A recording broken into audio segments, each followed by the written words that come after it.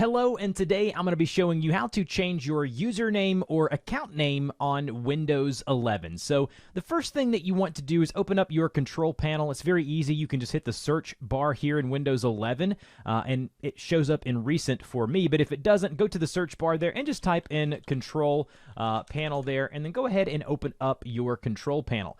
Once you have your control panel open, I'm going to make this bigger so we can see it and zoom in for you. You want to go to where you see user accounts. Go ahead and go to user accounts.